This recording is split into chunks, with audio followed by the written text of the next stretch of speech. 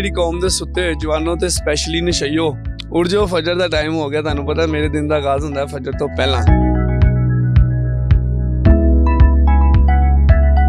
पाकिस्तान आपको पता है दुनिया में पाकिस्तान ना आए तो दुनिया नामुकम्मल है। वो रोमानिया क्या है उसका नाम है अरमान। तो मैंने बोला यार तू उसके साथ फाइट कर रहा है जिसको कुछ पता ही नहीं है। इधर आप बब्बर शेर को चैलेंज कर राशिद गुजर किले वाले को पाकिस्तान में आप पाकिस्तान की तरफ ध्यान करो। आपको पाकिस्तान में पता लगे मामा ने केड़े केड़े सूर में पैदा किए ने। साद है फखरे पाकिस्तान राशिद गुजर किले वाला, इनकी तरफ से मेरा इंडिया वालों को चैलेंज है 1 करोड़ रुपए का। आगे राशिद भाई से कुश्ती कर ले जनाब, मुकाबला कर ले, देख लेते हैं ये तुम्हारे फखरे पाकिस्तान। 1 करोड़ क्या आप इनाम देंगे? इनाम देंगे जनाब हम। कोई ऐसी चुड़ैल जो है ना वो आपके साथ धोखा कर गई है, ये कोई ऐसा कर गई है जिसके बाद आपने कहा यार ये मतलब इसको इससे जान छुड़वाएं। हम चुड़ैलों के भी प्यों हैं द्यों हैं, ठीक है। चुड़ैलें जो है ना वो हमारा कुछ नहीं बिगाड़ सकती। ये शादी से पहले वाली जो जानू मानू वाली बातें हैं, सारी सारी रात जागना जो हमारी जवान नस्ल इस टाइम कर रही है। कोई भी बच्चा मैं दावे के साथ कह सकता हूँ रात को 2-3 बजे से पहले नहीं सोता होगा। जॉब करें, बिजनेस करें, पढ़ाई करें, खिलाड़ी बने और अपने वालिदैन से मोहब्बत करें और मुल्क का सासा बने। बिस्मिल्लाहिर्रहमानिर्रहीम, अस्सलाम वालेकुम नाज़रीन। मेरी कौम दे सुत्ते है जवानों ते स्पेशली नशइयो। ये मैसेज है एक नौजवान का, उस नौजवान का जिसको आज पूरा पाकिस्तान बल्कि पूरी दुनिया जो है इस वक्त फॉलो कर रही है सोशल मीडिया पर। आप देख रहे हैं राशिद गुजर किले वाला, एक खूबसूरत नौजवान, एक रेसलर, एक फाइटर, एक पहलवान जो इस वक्त तमाम नौजवानों के लिए मोटिवेशन बने हुए हैं। लोग इनको फॉलो कर रहे हैं और इनकी सिर्फ ये बात ही नहीं है, ये वो भी हैं जो हजरत कहते हैं कि वो तो ही छड़ दो कुड़ियां नू, एक कुड़ियां नहीं चुड़ैला ने जिहड़ी तेरी जिंदगी बर्बाद कर देनी है। ये वो नौजवान है जो किसी भिखारी को, फकीर को, दरवेश को देखते हैं तो उसको अपनी वापस जिंदगी में लाने के लिए कोशिश करते हैं। आज हम सुबह सुबह उनके पास आए हैं और उनसे जानने की कोशिश करते हैं कि ये खुद किससे इंस्पायर है जो आज लोग इनसे इंस्पायर है। जी अस्सलाम वालेकुम राशिद भाई, कैसे हैं आप? खैरियत से हैं? वालेकुम अस्सलाम, अल्हम्दुलिल्लाह ठीक ठाक। आप बताएं आप कैसे हैं? अल्लाह का शुक्र भाईजान। सबसे पहले तो वो जो नौजवान साडी कौम दे सुत्ते होए नौजवान ते नशई, उन्होंने तो जरा उठाओ जरा। अस्सलाम वालेकुम जी, मेरी कौम दे सुत्ते होए जवानों ते स्पैशली नशइयो उठ जाओ फजर दा टाइम हो गया। तुहानू पता मेरे दिन दा आगाज हुंदा है फजर तो पहला। फजर दी नमाज पढ़ के अपनी तमाम दिन दी एक्टिविटी तुहाडे नाल शेयर करी दी है, तुसी देखदे ही हो सोशल मीडिया ते। राशिद भाई ये बताएं कि आप एक तो आप अपनी उम्र बताएंगे, आप अपना पैशन बताएंगे, आप अपना कारोबार बताएंगे और ये बताएंगे कि आप खुद किससे इंस्पायर हैं। सबसे पहले तो मेरी एज है 27 का, मैं इस दिसंबर में हो जाऊंगा। और उसके बाद मेरा फैशन जो है, मेरा ननियाल सारा पहलवान का था, मेरा ददयाल सारा पहलवान है, तो उसकी वजह से फिर हमें भी इस फील्ड में आना पड़ा क्योंकि जब से होश संभाली है अखाड़े ही देखे हैं, अपने बड़ों को पहलवानी करते हुए देखा है। और इंस्पायर जो हैं हम अपने नबी पाक सल्लल्लाहु अलैहि वसल्लम से हैं, उनको अपना रोल मॉडल समझते हैं, उनके नक्शे कदम पे चलने की कोशिश करते हैं। तो यही ज़िंदगी है।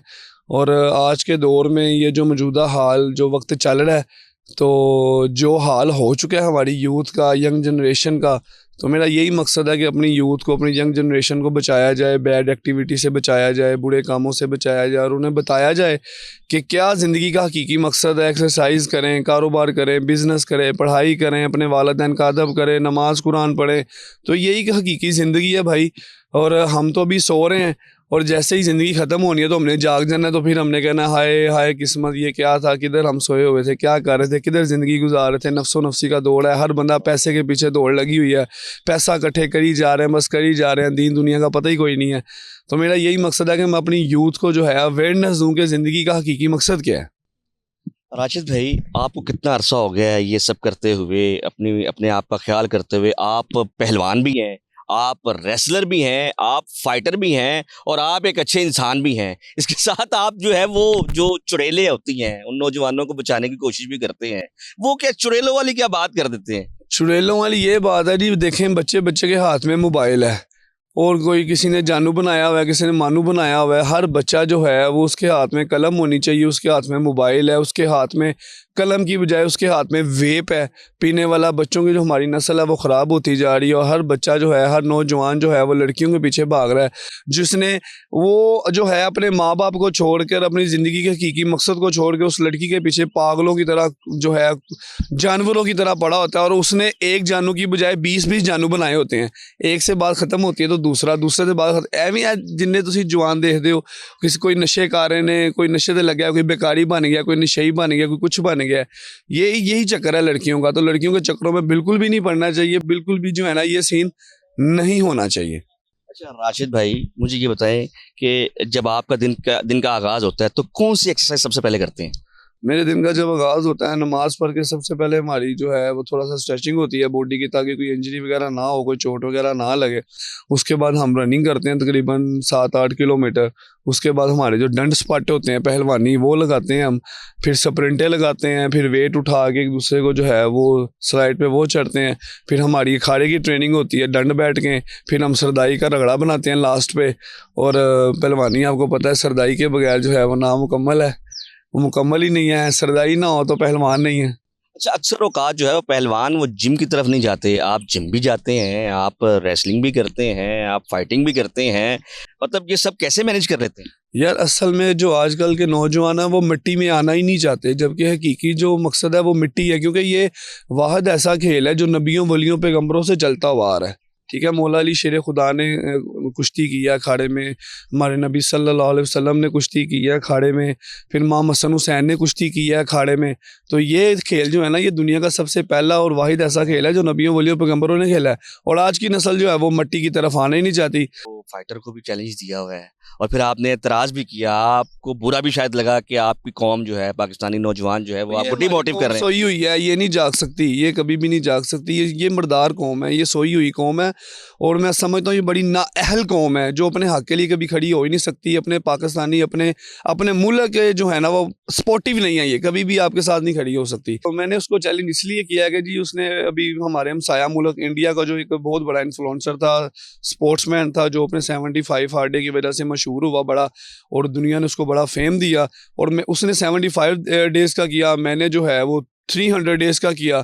तो अल्हम्दुलिल्लाह मैंने सोचा कि यार ये 75 हार्ड डे करके अगर उसके साथ फाइट कर सकता है और हार गया है तो हमने तो 300 दिन का किया अल्हम्दुलिल्लाह। और हमारी गेम हमारा माइंडसेट उससे बहुत बड़ा है, और पाकिस्तान आपको पता है दुनिया में पाकिस्तान ना आए तो दुनिया नामुकम्मल है।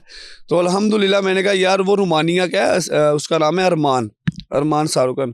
तो मैंने बोला यार तू उसके साथ फाइट कर रहा है जिसको कुछ पता ही नहीं है, इधर आप बब्बर शेर को चैलेंज कर, राशिद गुजर किले वाले को, पाकिस्तान में आप पाकिस्तान की तरफ ध्यान करो, आपको पाकिस्तान में पता लगे मामा ने केरे केरे सूर में पैदा किए ने। तो उन दोनों को मैंने चैलेंज किया, इंडिया वाले को भी एक को था, हाँ पहले एक को था। मुझे दुनिया का जब थोड़ा सा हेट मिला ना, मैंने कहा उन्हीं को नहीं दोवां करना है यार, ये दुनिया तो हेट करती है। ठीक है, तो कभी भी आपने गिव अप नहीं करना, हमेशा जो है कि बेटा बढ़ के रहो, बढ़ चढ़ के रहो, जो आपका दिल करता है वो करो। दुनिया की आवाज़ें इधर से सुनो इधर से निकाल दो, किसी ने आपको कुछ नहीं देना। इंडिया वाले को भी चैलेंज किया है, और रोमानिया वाले अरमान को भी किया है, वो यूएफसी का फाइटर है। चैलेंज मैंने किया है ग्रैपलिंग और रेसलिंग का, ठीक है, स्ट्राइक एमएमए फाइट का चैलेंज नहीं है, क्योंकि उसके साथ भी यही फाइट हुई है। दोनों के साथ मेरा चैलेंज है, और एलानिया इनके साथ मेरा जो है ना खुला ऐलान है, इंडिया वाले के साथ और रोमानिया वाले के साथ मैं 1 करोड़ रुपया इनाम रखने के लिए तैयार हूँ। इंडिया वाला मेरे से फाइट कर ले, रोमानिया वाला मेरे से फाइट कर ले।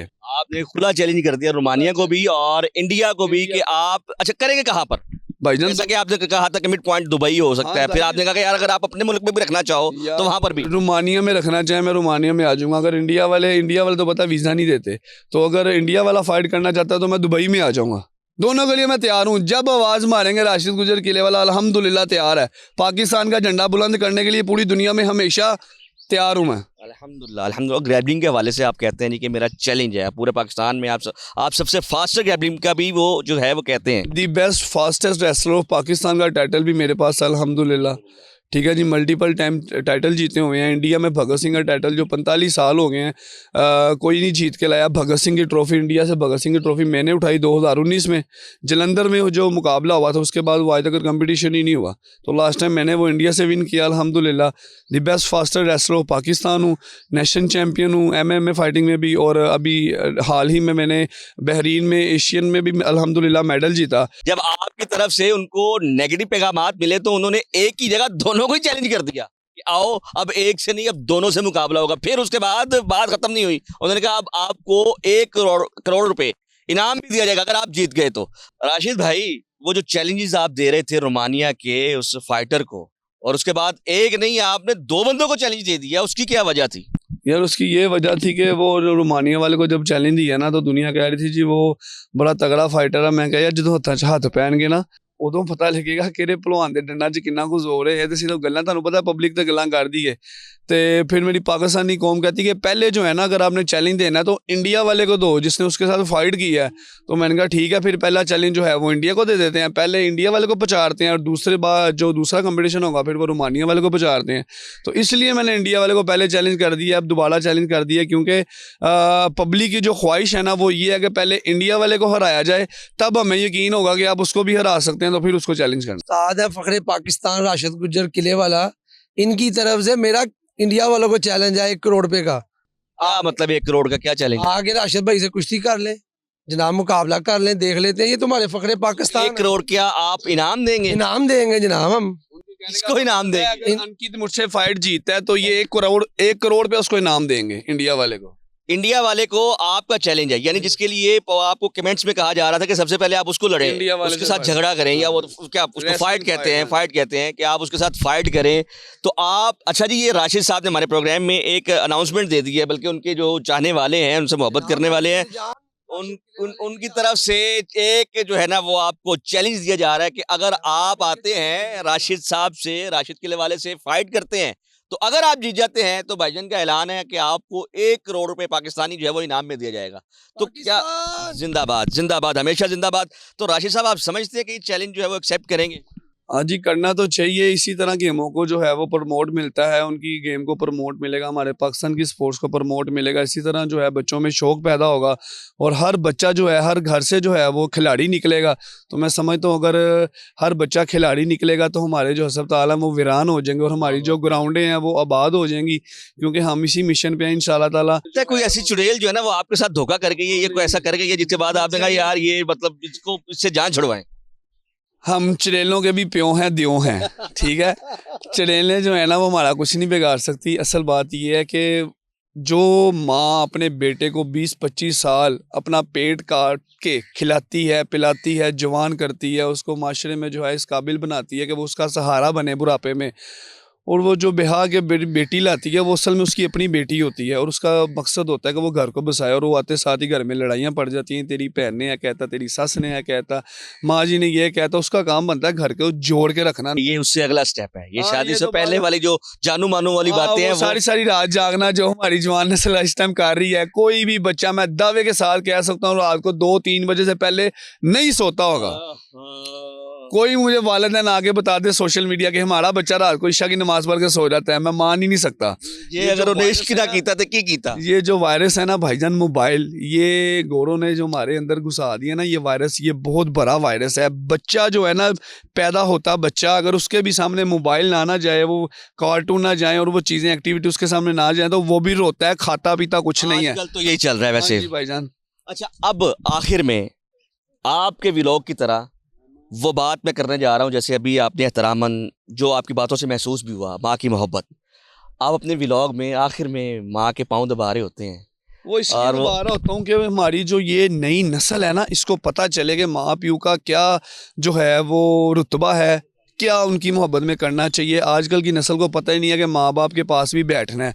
दोस्तों के साथ घंटों वो गुजारते हैं, जिम बाहर जो है फजूल थरों पे बैठते हैं, गेमों में जाते हैं। वालिदैन का पता ही नहीं है, इनका काम बनता है कि वालिदैन के पास भी कुछ घंटे बैठें, उनके साथ जो है वो मोहब्बत वाला मामला करें, उनके साथ दुख सुख जो है उसमें शामिल बने, माँ को पूछें कोई मसला तो नहीं है, कोई टेंशन तो नहीं है। भाई, वो जो बेजुबानों को आप लाते हैं, कुछ दाल भी उसको उनको खिलाते हैं, मैं बात कर रहा हूँ उन कबूतरों की जिनके लिए आप किले में लेके जाते हैं, वो क्या सिलसिला कार है?